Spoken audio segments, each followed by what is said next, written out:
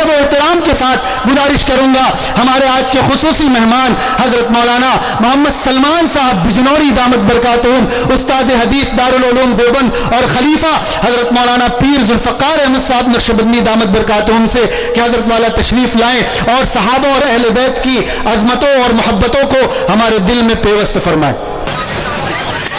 بسم اللہ الرحمن الرحیم۔ الحمد للہ نحمده ونستعینه ونستغفره ونؤمن به ونتوکل علیہ ونعوذ باللہ من شرور انفسنا ومن سیئات اعمالنا من يهده الله فلا مضل له ومن يضلله فلا هادي له ونشهد أن لا إله إلا الله وحده لا شريك له ونشهد أن سيدنا ونبينا ومولانا محمدا عبده ورسوله صلى الله تعالى عليه وعلى آله وأصحابه وبارك وسلم تسليما كثيرا۔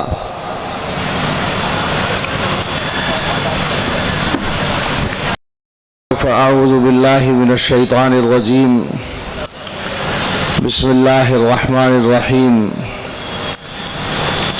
وما آتاكم الرسول فخذوه وما نهاكم عنه فانتهوا واتقوا الله إن الله شديد العقاب۔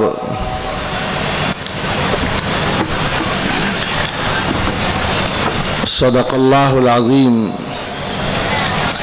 قال رسول الله صلى الله عليه وسلم النجوم أمنة للسماء فإذا ذهبت النجوم أتى السماء ما يوعد وأنا أمنة لأصحابي فإذا ذهبت أتى أصحابي ما يوعدون وأصحابي أمنة لأمتي فإذا ذهب أصحابي أتى أمتي ما يوعدون أو كما قال عليه الصلاة والسلام۔ اللهم صل على سيدنا محمد وآلہ وأصحابہ وبارک وسلم۔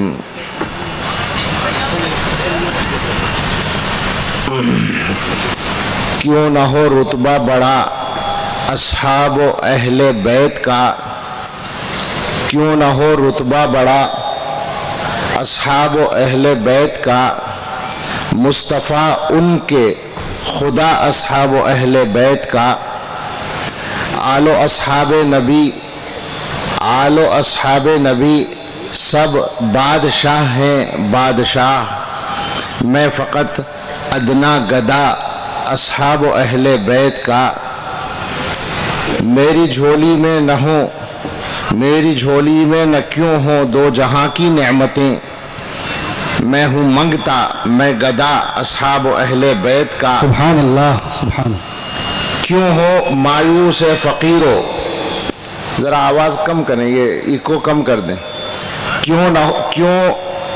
کیوں ہو مایوس فقیرو، آؤ آ کر لوٹ لو، ہے خزانہ بٹ رہا اصحاب و اہل بیت کا۔ سبحان اللہ سبحان اللہ۔ فضل رب سے دو جہاں میں کامیابی پائے گا، دل سے جو شیدا ہوا اصحاب و اہل بیت کا۔ اے خدائے مصطفیٰ ایمان پر ہو خاتمہ، مغفرت کر واسطہ اصحاب و اہل بیت کا۔ جینا مرنا ان کی الفت میں ہو یا رب، اور ہو قرب جنت میں عطا اصحاب و اہل بیت کا۔ حشر میں مجھ کو شفاعت کی عطا خیرات ہو، واسطہ ہے مصطفیٰ اصحاب اہل بیت کا۔ دے گناہوں سے نجات اور متقی مجھ کو بنا، یا الہی واسطہ اصحاب و اہل بیت کا۔ شاہ کی دکھیاری امت کے دکھوں کو دور کر، یا الہی واسطہ اصحاب و اہل بیت کا۔ آمین۔ رضی اللہ تعالی عنہم۔ اللہ تعالیٰ کا شکر ادا کرتے ہیں کہ اس عظیم نسبت کی حامل عظیم الشان کانفرنس میں حاضری کی سعادت ملی۔ خواہش یہ تھی کہ پورے پروگرام میں استفادہ کیا جائے حاضر ہو کر، اور خاص طور سے جو بیانات ہوئے ہیں اکابر علماء کے، حضرت مولانا سجاد نعمانی صاحب دامت برکاتہم، حضرت مولانا بلال عبدالحی صاحب دامت برکاتہم وغیرہ کے، اور آخر میں عمر میں ہم سے چھوٹے مگر ہم سے تو سبھی بڑے ہیں، اور یہ اپنے کام میں اور اپنی نسبتوں میں مولانا عبدالباری صاحب، ان کا بھی بیان ہمارے لیے قابل استفادہ ہوا ہوگا، لیکن تقدیری بات ہے کہ سبھی چیزوں سے محرومی رہی اور بس اپنا سبق سنانے کی ڈیوٹی ہی کا وقت بچ پایا۔ اس موضوع پر میں نہیں جانتا کہ ان اکابر علماء نے کیا کیا آپ سے فرمایا ہوگا، اور ایک اکابر علماء اور باقی ہیں، یعنی اکابر علماء میں سے ایک باقی ہیں، حضرت مولانا یحییٰ نعمانی صاحب دامت برکاتہم۔ یقیناً وہ بہت قیمتی باتیں ارشاد فرمائیں گے، اور میرے جیسے لوگوں کے لیے وہ بھی قابل استفادہ بیان ہوگا۔ میں 2-3 باتیں عرض کرتا ہوں۔ یہ جو موضوع ہے فضیلت حسن و معاویہ رضی اللہ تعالی عنہما، کچھ الگ سا موضوع ہے۔ یہ بات ہو سکتا ہے بہت سے لوگوں نے محسوس بھی کی ہو یہاں یا مختلف جگہوں پر، اگرچہ یہ پہلا پروگرام نہیں ہے اس انداز کا یا اس طرح کے عنوان کا، لیکن عام طور پر نہیں ہوتے ہیں ایسے پروگرام، اور ایسا موضوع کسی کانفرنس کا اس طرح متعین نہیں ہوتا۔ بات اصل میں یہ ہے کہ ضرورت ایجاد کی ماں ہے، یہ پرانا مقولہ ہے۔ جب کسی چیز کی ضرورت پیش آتی ہے تو پھر وہ چیز وجود میں بھی آتی ہے۔ ہمارے زمانے میں وہی کام جو پہلے سے چلا آ رہا ہے نئے انداز سے چل رہا ہے، پہلے سے چلا آ رہا ہے شیطان کے کارندوں اور اس کے نمائندوں کا دنیا کے لوگوں کو ایمان سے اور ہدایت کے راستے سے ہٹا کر جہنم کے راستے پر ڈالنے کا کام۔ اور قرآن کریم میں یہ بات واضح ہے بالکل کہ اس طرح کا کام کرنے والے جو شیطان کے نمائندے ہیں وہ شیطان کی برادری سے بھی ہیں اور انسانی برادری سے بھی ہیں۔ وَكَذَلِكَ جَعَلْنَا لِكُلِّ نَبِيٍّ عَدُوًّا شَيَاطِينَ الْإِنسِ وَالْجِنِّ، انس پہلے ہے اس والی آیت میں، اور سورہ ناس میں من الجنتی والناس، وہاں ناس بعد میں ہے، اگرچہ وہاں موضوع الگ ہے۔ جو ہمارا موضوع ہے وہ اس آیت میں ہے کہ حضرات انبیاء علیہم السلام کے جو دشمن ہیں، یعنی انبیاء علیہم السلام کے اور ان کی ذات کے بھی، ان کے کام کے بھی، ان کی دعوت کے بھی، ان کے راستے کے بھی جو دشمن ہیں وہ شیاطین 2 طرح کے ہیں، جن میں نمبر 1 پر شیاطین الانس ہیں۔ اور کبھی کبھی یہ خیال ہوتا ہے، میری بات کا کوئی وہ نہیں ہے کہ وہ ضروری ہے کہ صحیح ہو، مگر مجھے ایسا لگتا ہے کہ شیاطین الجن تو آج کل ہو سکتا ہے بہت آرام کر رہے ہوں، کیونکہ ان کے حصے کا کام بھی شیاطین الانس نے سنبھال رکھا ہے، جو انسانی شیطانوں کی شکل میں کام کر رہے ہیں۔ تو ان کا جو کام ہے اس کے مختلف میدان ہیں، جن میں تشکیک کا بہت بڑا میدان آج کل سرگرم ہے، مذہبی معاملات میں شک پیدا کرنے کا، بذات خود مذہب میں شک پیدا کرنے کا، اللہ کی ذات، نبی صلی اللہ علیہ وسلم کی ذات گرامی اور دین اسلام اور مطلق مذہب یعنی گویا ملحد بنانے کا، ایتھسٹ بنانے کا۔ اس کے علاوہ اسلام کے معاملات میں وہ کیفیت جو اللہ اور اللہ کے رسول صلی اللہ تعالی علیہ وسلم کے ارشاد کے مطابق معیاری ایمان کی کیفیت ہے، جس کو حدیث میں یوں کہا گیا، حضرت عباس ابن عبد المطلب رضی اللہ تعالیٰ عنہ کی روایت میں کہ ذاق طعم الایمان من رضی باللہ ربا وبالاسلام دینا وبمحمد رسولا، وہ آدمی ایمان کا ذائقہ چکھ لے گا، اسے ایمان کا ذائقہ ملے گا جو اللہ کو رب مان کر پوری طرح مطمئن اور راضی ہو، اسلام کو دین مان کر پوری طرح مطمئن اور راضی ہو، اور حضرت محمد صلی اللہ تعالی علیہ وسلم کو رسول مان کر پوری طرح مطمئن اور راضی ہو۔ یہ جو ایمان کا معیار بتایا گیا کہ ایمان کا ذائقہ تب ملے گا جب یہ رضا کی کیفیت حاصل ہو، پسندیدگی کی کیفیت حاصل ہو، اطمینان کی کیفیت حاصل ہو۔ یہ کیفیت ختم کرنے کے لیے شیاطین الانس بڑی محنت سے کام کر رہے ہیں کہ مسلمان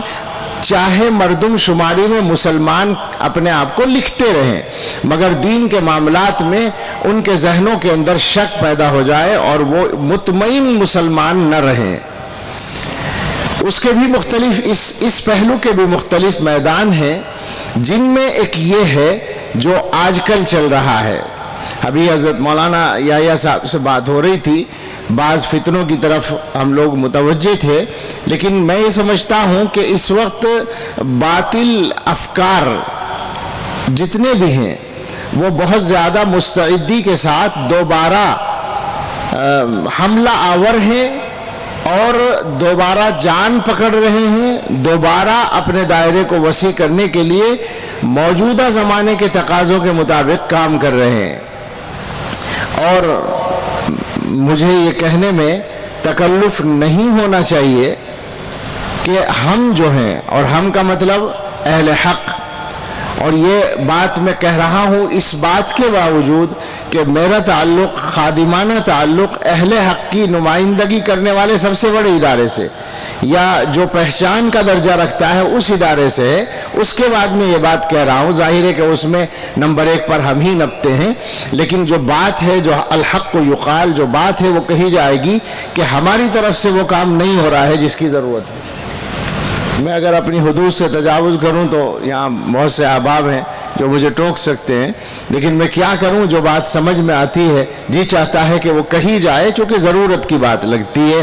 ہماری طرف سے وہ کام نہیں ہو رہا ہے جس کی ضرورت ہے۔ میرے کہنے کا یہ مطلب نہیں ہے کہ فلاں اور فلاں کے رد کا کام نہیں ہو رہا ہے، وہ جو رد کا نمبر آ رہا ہے اس رد سے پہلے جس محنت کی وجہ سے، جس محنت کے ذریعے سے ہم لوگ ان کا شکار بننے سے نوجوانوں کو بچا سکتے تھے، وہ محنت نہیں ہو رہی ہے۔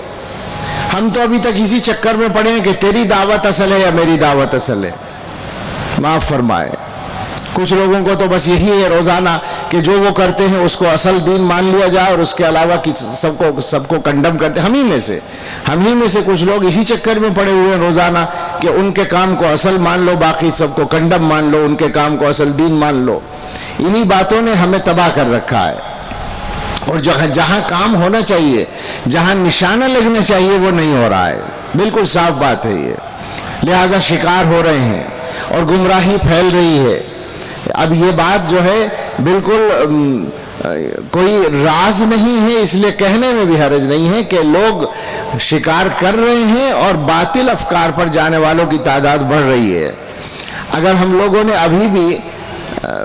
پوری طرح سے اس ذمہ داری کو محسوس کر کے کام نہیں کیا تو مشکل حالات ہو جائیں گے، اور مشکل حالات کا یہ مطلب نہیں کہ ہماری ذات کے لیے مشکل ہوگی، ہماری ذات کی کوئی حیثیت نہیں ہے، لیکن اصل یہ ہے کہ امت صحیح راستے سے ہٹ جائے، بھٹک جائے، یہ خطرناک بات ہے۔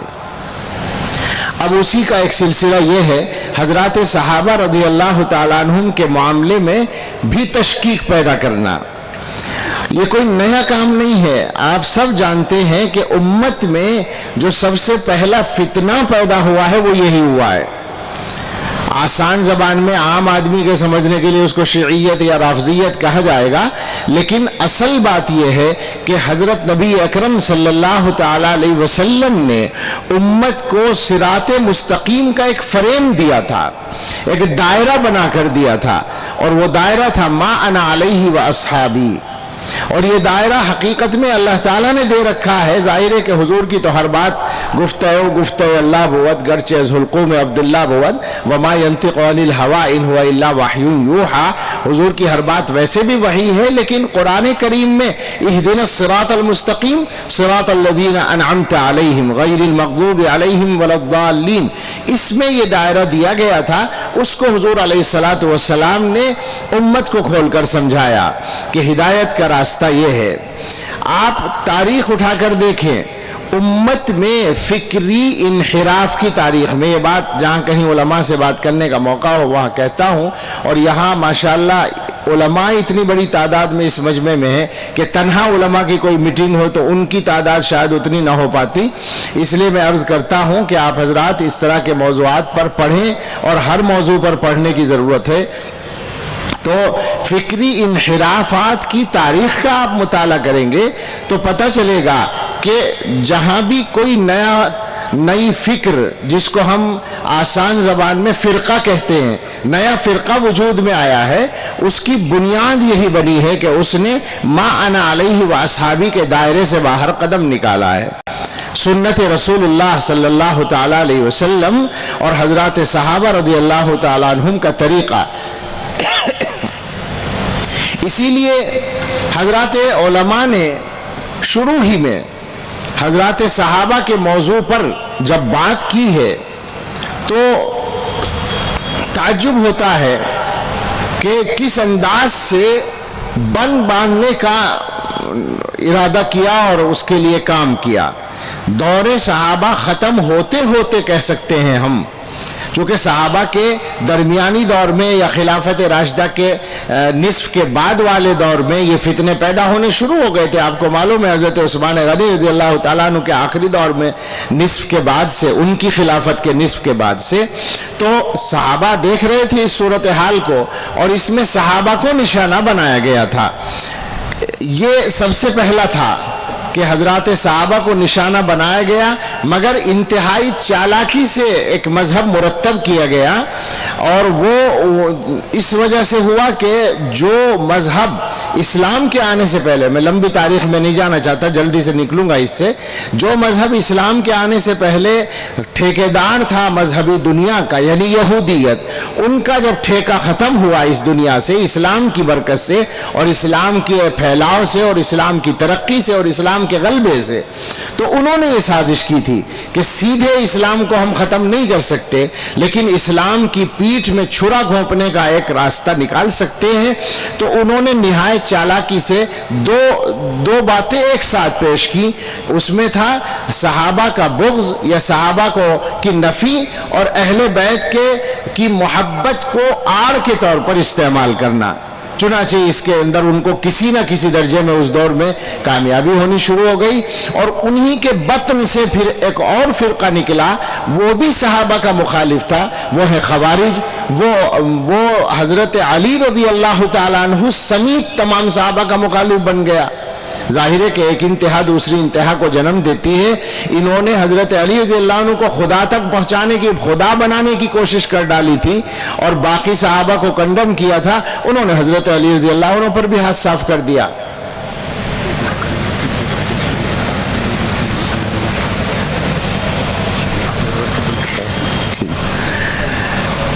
ان کا سفر ہے اس لیے اللہ کی حفاظت میں۔ تو وہ جو اگلا طبقہ نکلا جس کو ہم خوارج کے نام سے جانتے ہیں، وہ اور زیادہ بعض پہلوؤں سے غلو تک پہنچ گیا۔ تو یہاں سے سلسلہ شروع ہوا۔ اس کے بعد سے آپ پوری امت میں جب بھی کوئی انحراف پائیں گے تو وہاں یہی ملے گا کہ ما انا علیہ و اصحابی کے معیار کو چھوڑا گیا۔ لہٰذا آج کے زمانے میں بھی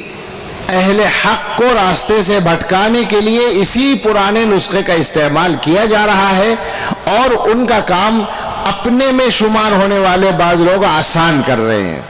خطرناک بات یہی ہے، تکلیف دہ بات یہی ہے کہ آج کچھ لوگ ان کو بھونپوں کے طور پر مل گئے ہیں، جو باتیں علل اعلان کہنے کی ہمت وہ طبقہ نہیں کر سکتا تھا، یہ مولوی لوگ بیٹھ کر وہ کام کر رہے ہیں، وہ باتیں کہہ رہے ہیں۔ اور تشویشناک بات یہ ہے کہ ان کی وجہ سے بھی باقاعدہ گمراہی پھیلنے کا سلسلہ شروع ہو گیا ہے، لوگوں کے ذہن مسموم ہو رہے ہیں۔ آج ہم لوگوں کی علمی اور ایمانی کمزوری، اصل تو ایمانی کمزوری ہے، لیکن اس کے لیے ذریعہ ہوتا ہے صحیح علم۔ تو صحیح علم کی کمی کا یہ عالم ہے کہ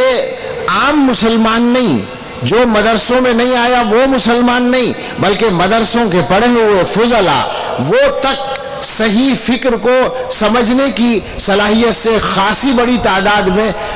عاری نظر آ رہے ہیں، اور وہ بھی گویا ایسے لوگوں کی باتوں کو سن کر بڑی آسانی سے یہ کہنے لگ رہے ہیں کہ صاحب یہ تو حوالوں سے بات کر رہے ہیں۔ وہ مولوی صاحب جو حضرت معاویہ رضی اللہ تعالیٰ عنہ کے بارے میں آج کل باتیں کرتے ہیں، ان کے سلسلے میں آپ لوگوں کے تبصرے دیکھیں تو یہ مدرسوں کے فضلاء کے تبصرے ہیں، سینکڑوں کے اور زیادہ کے، کہ وہ یہ کہتے ہیں کہ صاحب یہ تو حوالے سے بات کر رہے ہیں اور یہ تو مدلل بات کر رہے ہیں۔ ہم نہیں جانتے کہ یہ کتنی کمزوری کی بات ہے، اور میں پھر کہوں گا کہ یہ ہماری اور ہمارے مدرسوں کی کمزوری ہے۔ یہ بات کہنے کی بھی میں ہمت رکھتا ہوں، اس لیے کہ میں مدرسوں کا ایک حصہ ہوں، میں مولوی ابن مولوی ہوں، میں مدرسے کی پیداوار ہوں، اور کم سے کم یہ کہنے میں کوئی تکلف نہیں کہ سب سے بڑے مدرسے میں 32-33 سال سے میں پڑھاتا ہوں، تو میں یہ کہوں گا کہ ہم مدرسوں والوں کے لیے لمحہ فکریہ ہے کہ ہم اپنے بچوں کو، اپنے فضلاء کو اس بنیادی فکر کے بارے میں کوئی صحیح بات، کوئی صحیح معیار ان کے ذہنوں میں راسخ کرنے میں کامیاب نہیں ہے۔ اس کی یہ کیا بات ہے، آخر کہاں کھڑے ہیں ہم؟ یعنی وہ اتنی بات نہیں سمجھتے جو امت میں پہلی صدی میں طے ہو گئی تھی، جس کی طرف میں اشارہ کر رہا تھا، میں اس کو دوبارہ کھل کر صاف کرتا ہوں کہ پہلی صدی میں جو حضرات ہیں تابعین، اور دوسری صدی میں تو اور زیادہ کھل کر ان سب نے حضرات صحابہ رضی اللہ تعالیٰ عنہم کے مقام کے سلسلے میں ایک احاطہ کھینچ دیا ہے۔ میں نے کئی سال پہلے جب یہ فتنہ اس رنگ میں شروع ہوا تھا تو ماہنامہ دارالعلوم کے اداریے میں یہی عرض کیا تھا کہ امت میں صحابہ کا مقام متعین ہے، اس سے چھیڑ چھاڑ کی گنجائش نہیں ہے۔ یعنی یہ کوئی زیر غور مسئلہ نہیں ہے، یہ قابل غور مسئلہ نہیں ہے، یہ قابل نظر ثانی مسئلہ نہیں ہے، یہ مسئلہ طے شدہ ہے، اور اس کی بنیاد یہ ہے جو ابو زرعہ رازی اور فلاں فلاں محدثین کے اقوال میں ہے۔ میں تو یہ لے کر آیا تھا کچھ حوالے لکھ کر سامنے لا کر، لیکن اس کا موقع نہیں ہے کہ میں ایک ایک چیز تفصیل سے سنا سکوں۔ میں مختصراً عرض کرتا ہوں کہ محدثین میں کئی حضرات کے یہاں یہ بات آپ کو ملے گی کہ وہ لوگ اسلام کو نشانہ بنانا چاہتے تھے، اسلام کو براہ راست نشانہ بنانے میں کامیاب نہیں ہوئے، تو انہوں نے حضرات صحابہ کو نشانہ بنایا، اس لیے کہ صحابہ ہی اسلام کے گواہ ہیں۔ فَأَرَادُوا أَن يَجْرَحُوا شُهُودَنَا، تو انہوں نے یہ چاہا کہ ہمارے گواہوں کو مجروح کر دیں،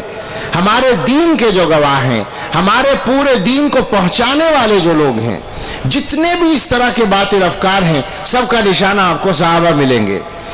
اور اسی وجہ سے ان حضرات نے یہ بند باندھا۔ یہ باتیں کوئی نئی نہیں ہیں، اور میرا خیال ہے کہ اتنے بڑے جلسے میں بار بار تذکرے میں آئی ہوں گی۔ میں اس کو اس پہلو سے ذکر کرتا ہوں کہ آپ ان کو اس طرح سمجھے کہ جیسے ابن مبارک سے پوچھا گیا، دو حضرات کے بارے میں اس طرح کے الفاظ منقول ہیں۔ ابن مبارک سے تو پوچھا گیا ہے کہ معاویہ، حضرت معاویہ رضی اللہ تعالیٰ عنہ افضل ہیں یا حضرت عمر ابن عبدالعزیز رحمہ اللہ تعالیٰ افضل ہیں۔ پوچھنے والے نے سوچا تھا کہ عمر ابن عبدالعزیز متفق علیہ شخصیت ہیں، اگرچہ صحابی نہیں ہیں مگر بالکل صحابہ کا نمونہ مانے جاتے ہیں، اور حضرت معاویہ کی شخصیت مختلف ہی ہے، تو ممکن ہے کہ ان کے درمیان موازنہ کرنا صحیح ہو اور پوچھا جا سکے، اس لیے پوچھا۔ تو ابن مبارک کا جواب یہ بتاتا ہے کہ اس زمانے کے تمام اہل حق علماء نے یہ طے کر رکھا تھا اپنی فکر میں اور اپنے ذہن میں، اور یہی گویا امت تک وہ پہنچانا چاہتے تھے کہ نہیں جناب، صحابیت کا جو مقام ہے وہ بالکل محفوظ ہے، لہٰذا حضرت معاویہ کے بدن پر یا ان کے گھوڑے کے بدن پر جو گرد لگی ہے جہاد کرتے ہوئے نبی صلی اللہ علیہ وسلم کے ساتھ، وہ جو ہے عمر ابن عبدالعزیز سے افضل ہے، بلکہ کسی نے جگہ یہ لفظ ہے کہ 1000 مرتبہ عمر ابن عبدالعزیز پیدا ہو جائے اس سے بھی افضل ہے۔ یہ جو الفاظ ہیں کیا بتاتے ہیں؟ خود عمر ابن عبدالعزیز نے جو فرمایا ہے، ان سے پوچھا گیا ہے مشاجرات صحابہ کے بارے میں، تو انہوں نے کہا ہے کہ وہ لوگ چلے گئے، ان سے ان کے اعمال کو پوچھا جائے گا، تم سے تمہارے اعمال کو پوچھا جائے گا، تم اس موضوع پر کیوں پڑھتے ہو؟ یہ یوں کہا کہ کسی نے، انہی نے یا کسی اور بڑے نے، کہ وہ ان کے خون کو اللہ نے ہماری تلواروں سے محفوظ رکھا، تو پھر ہم اپنی زبانوں کو ان کے بارے میں کیوں آلودہ کریں؟ اسی لیے امت میں یہ طے کر دیا گیا کہ حضرات صحابہ کا تذکرہ برے طریقے سے نہیں کیا جائے گا۔ بالکل صاف لفظوں میں ہے یہ بات۔ ہم نے پچھلے مہینے یہ بات عرض کی ہے اپنے معنی مدارالعلوم کے اداریے میں، اور زبانی بھی عرض کی ہے کہ اس غلط فہمی کو ذہنوں سے نکال دیں کہ حضرت معاویہ رضی اللہ تعالیٰ عنہ یا کسی صحابی کے بارے میں آپ کو کتابوں میں لکھی ہوئی کوئی بات مل رہی ہے تو آپ اس کو بیان کرنے کا حق رکھتے ہیں۔ اول تو جو بیان کیا جا رہا ہے وہ عام طور پر شیعوں کی مغلظات، اور کیا کہنا چاہیے، مغلظات کا لفظ بھی مجھے ہلکا لگتا ہے، غلاظتیں ہیں، سچی بات ہے۔ لیکن اگر اس میں سے کچھ اہل سنت کی کتابوں میں آپ کو مل گیا ہے تو آپ یہ نہ سمجھیں کہ آپ بڑی علمی فتوحات آپ کو حاصل ہو گئی یا بڑا کارنامہ آپ نے انجام دے دیا کہ آپ کے بقول جو مولویوں نے چھپا رکھا تھا، میں وہ گھٹیا الفاظ نہیں نقل کرتا ہوں، وہ جو مولویوں نے چھپا رکھا تھا اس کو آپ ظاہر کرنے کا فریضہ انجام دے رہے ہیں، بالکل نہیں۔ کسی بڑے عالم سے وہ چیزیں مخفی نہیں تھیں، مگر امت کے تمام علماء نے یہ طے کیا تھا کہ حضرات صحابہ کے مقام کی حفاظت کیے بغیر دین کی حفاظت ممکن نہیں ہوگی، لہٰذا ان کا تذکرہ خیر کے ساتھ ہوگا۔ اگر ان کے بارے میں کسی حدیث میں کوئی کسی غلطی کا بالفرض تذکرہ بھی ہے تو وہ غلطی بیان نہیں کی جائے گی، اور بیان اس لیے نہیں کی جائے گی کہ غلطی کا جو ذمہ دار ہے، غلطی پر جزا اور سزا دینے کا جو ذمہ دار ہے رب العالمین، وہ پہلے ہی ان سے راضی ہونے کا اعلان کر چکا ہے، تو آپ کون ہوتے ہیں اپنی ناراضی کا اظہار کرنے والے؟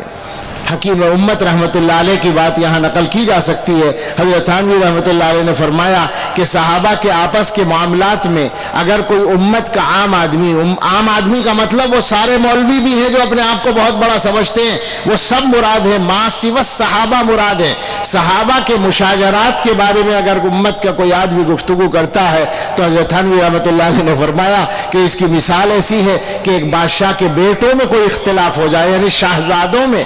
اختلاف ہو جائے اور کوئی بھنگی ان کے بارے میں تبصرہ شروع کر دے تو اس سے کہا جائے گا کہ اپنی حیثیت میں رہو، اپنی حدود میں رہو۔ سچی بات یہ ہے کہ مثال اس سے بھی بڑی بنتی ہے۔ حقیقت یہ ہے کہ ہمارے اور صحابہ کے درمیان اس سے کہیں زیادہ فرق ہے جو ایک بھنگی اور شاہزادے کے درمیان ہے، لہٰذا منہ کھولنے کی گنجائش نہیں ہے۔ اور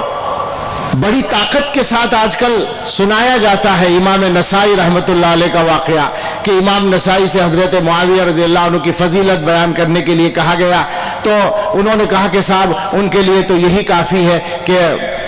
وہ چھوٹ جائیں، برابر سرابر کیا الفاظ تھے وہ، اور اس پر پھر حملہ، اس کی وجہ سے ان پر حملہ ہوا اور اسی میں وہ شہید ہو گئے۔ بالکل ٹھیک ہے، یہ واقعہ اپنی جگہ، لیکن اسی کے ساتھ ساتھ امام نسائی رحمت اللہ علیہ کی بات جو علماء نے نقل کی ہے وہ یہ ہے کہ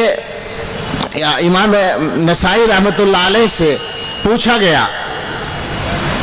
صحابہ کے سلسلے میں، خاص طور سے حضرت معاویہ ہی کے سلسلے میں، یہ الفاظ نقل کیے ہیں تہذیب الکمال سے، شیخ عوامہ کی ایک کتاب ہے اس میں نقل کیے ہیں ان النسائی سئل عن معاویہ بن ابی سفیان صاحب رسول اللہ صلی اللہ علیہ وسلم، حضرت امام نسائی رحمت اللہ علیہ سے حضرت معاویہ بن ابی سفیان رضی اللہ عنہما کے بارے میں پوچھا گیا، فقال، تو انہوں نے فرمایا، اور یہ ان کا ارشاد بالکل وہی ترجمانی کر رہا ہے جو اس زمانے میں امت کے تمام بڑے فرماتے تھے اور بعد تک یہ اسی پر قائم ہیں، فرمایا کہ انما الاسلام کدار لہا باب،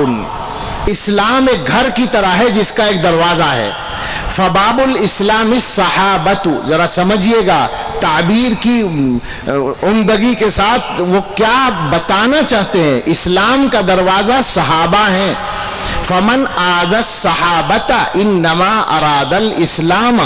جس نے صحابہ کو تکلیف پہنچائی اس کا نشانہ اسلام ہے، کمن نقر الباب انما یرید دخول الدار، جیسے وہ آدمی جو کسی دروازے کو کھٹکھٹائے تو اس کا مقصد اندر جانا ہے نا، تو صحابہ کے معاملے میں جو بول رہا ہے اس کا مقصد اسلام پر جا کے حملہ کرنا ہے۔ قال، آگے سنیے، یہ امام نسائی کے الفاظ ہیں، فرمایا فمن اراد معاویہ فانما اراد الصحابہ، جس نے معاویہ کو نشانہ بنایا حقیقت میں اس کا نشانہ صحابہ ہیں۔ تو گویا وہ یہ کہنا چاہتے ہیں کہ معاویہ چونکہ صحابی ہیں تو ان کو نشانہ بنانے والا، اس کو میں ذرا اردو میں کر کے کہہ دوں، یہ جو کہنا چاہتے ہیں منشا کیا ہے؟ منشا یہ ہے کہ مطلق صحابہ کے بارے میں بولنے کا آسانی سے منہ نہیں پڑے گا، یا یہ کہ ہمت نہیں ہوگی، تو وہ سوچتا ہے آدمی کے آسان جو نشانہ اور آسان شکار حضرت معاویہ ہو سکتے ہیں رضی اللہ تعالیٰ عنہ، لہٰذا مطلق صحابہ کے بارے میں بات کرنے کے بجائے معاویہ رضی اللہ عنہ کے بارے میں بات کرتا ہے۔ جب وہ معاویہ رضی اللہ عنہ کے بارے میں بات کرے گا تو آپ سمجھ لیں کہ ایک عام آدمی کو اتنا میسج تو پہنچ جائے گا کہ معاویہ بھی صحابی ہیں، اور صحابی ہونے کے باوجود ان کے اندر یہ اور یہ اور یہ اور یہ عیب ہے، تو صحابی کے بارے میں یہ باتیں سن کر آدمی یہ مان لے گا کہ صحابی ایسا بھی ہو سکتا ہے جس کے اندر یہ خرابیاں ہوں۔ حالانکہ حضرت معاویہ ان خرابیوں سے پاک ہیں، لیکن میں مان لوں کہ جو وہ کہہ رہے ہیں سننے والا کیا سمجھے گا کہ صحابی بھی ایسا ہو سکتا ہے، لہٰذا پھر آگے صحابہ کو مطعون کرنے کا سلسلہ آسان ہو جائے گا۔ یہ اصل میں ایک راستہ ہوتا ہے، یہ چور دروازہ ہوتا ہے حضرات صحابہ کو نشانہ بنانے کا۔ اس لیے اس زمانے میں ضرورت پڑی ہے کہ ان موضوعات پر بات کی جائے، اور ان ظالموں کو جنہوں نے حضرت معاویہ رضی اللہ تعالیٰ عنہ سے صلح کرنے پر ابن رسول اللہ صلی اللہ علیہ وسلم، جن کو حضور نے اپنا بیٹا کہا، جن کو حضور نے سید کہا، حضرت حسن رضی اللہ تعالیٰ عنہ، ہم سب ان پر قربان ہو جائیں، ہمارے ماں باپ قربان ہو جائیں، ان کی شخصیت کو نشانہ بنایا گیا ان ظالموں کی طرف سے، فقط اس لیے کہ انہوں نے حضرت معاویہ رضی اللہ تعالیٰ عنہ سے صلح کیوں کر ڈالی۔ تعجب کی بات ہے، حیرت کی بات ہے۔ آپ اندازہ کریں بغض صحابہ کی انتہا کا، آپ اندازہ کریں کہ جگر گوشے رسول کو، سیدنا حسن ابن علی رضی اللہ تعالیٰ عنہما کو، عجیب باتیں ہیں۔ آپ سوچیں کہ یہ آل رسول اور اہل بیت کا نعرہ لگانے والے، اہل بیت کی محبت کے دعوے کرنے والے، اپنی محبت میں سچے ہیں، اگر ان کو حضرت حسن رضی اللہ تعالیٰ عنہ کے فیصلے سے اختلاف ہے تو یہ سچے کیسے ہو سکتے ہیں؟ ان کے فیصلے پر اعتراض کر کے یہ اہل بیت کی محبت میں سچے کیسے ہو سکتے ہیں؟ بالکل جھوٹے لوگ ہیں۔ ان کے سامنے ہمیں کھول کر یہ بات کہنی ہے کہ سیدنا حسن ابن علی رضی اللہ تعالیٰ عنہما اللہ کے نبی صلی اللہ علیہ وسلم کی کہ جگر کا ٹکڑا ہے، اشبہ برسول اللہ صلی اللہ علیہ وسلم ہے، کیا شاندار محبوب شخصیت ہے ان کی۔ ان ظالموں نے تو ان کے کردار کو بھی مجروح کرنے کی کوشش کی ہے، اور ان کے واقعات کو بگاڑ کر پیش کرنے کی کوشش کی ہے۔ کیسی شخصیت ہے! صدیق اکبر رضی اللہ تعالیٰ عنہ بیٹھے ہیں اور حضرت علی رضی اللہ عنہ بیٹھے ہیں، اور وہاں حضرت حسن ہیں، تو صدیق اکبر مسکرا کر کہتے ہیں کہ یہ تو حضور سے مشابہ ہیں، جناب علی سے مشابہ نہیں ہے۔ حسن کی شکل تو رسول اللہ صلی اللہ علیہ وسلم سے ملتی ہے، ابا جان سے نہیں ملتی، حضرت علی رضی اللہ عنہ سے۔ اور اس بات پر حضرت علی رضی اللہ عنہ خوش ہو رہے ہیں اور ہنس رہے ہیں۔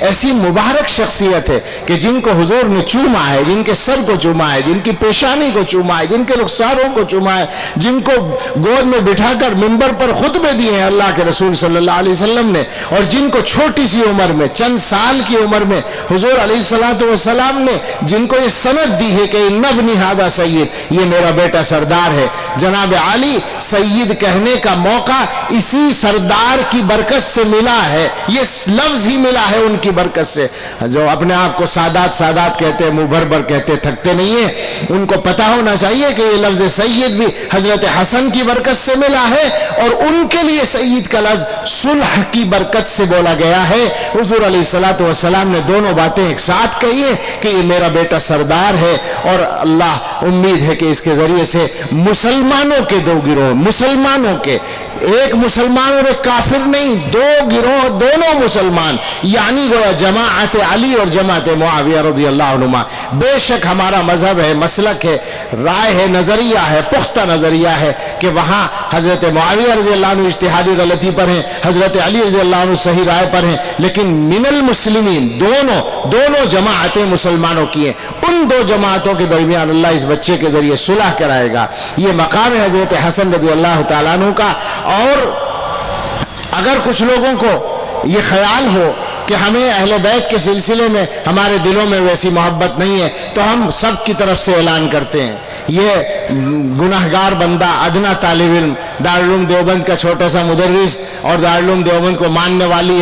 पूरी जमाअत दुनिया भर में फैली हुई, इस फिक्र पर चलने वाली और इस फिक्र से मुत्तफिक रहने वाली जमात, उन सब की तरफ से हम ऐलान करते हैं कि हम अहले बैत की मोहब्बत पर जीते और मरते हैं। हम अहले बैत की मोहब्बत का, उनकी पाकीज़गी का, उनकी तहारत का अकीदा रखते हैं। मुझे अचानक अभी याद आ गए वो अल्फाज जो मैंने अपने एक बुजुर्ग हजरत इमाम रब्बानी हजरत गंगोही रहमतुल्लाह अलैह के पोते हजरत मौलाना हकीम अब्दुल रशीद महमूद उर्फ हकीम नन्नू मियां रहमतुल्लाह अलैह से सुने थे। मुझे मालूम नहीं इबारत किसकी है, आज तक मुझे नहीं मिली, लेकिन हकीम साहब से मैंने अब से कोई 45-40 साल पहले ये अल्फाज सुने थे। वो फरमाते थे कि हमारा अकीदा है, यानी उलमाए देवबंद का, कि अहले बैत अतहार, यानी पाकीज़ा अहले बैत अतहार सब के सब तक़ीयुल क़ल्ब, नक़ीयुल बातिन, सफ़ीयुल अख़लाक़, ज़कीयुल निस्बा, आलिम नसब, राज़ी मर्ज़ी इंदल्लाह, महफूज़ मिनल्लाह थे। ये हमारा अक़ीदा है।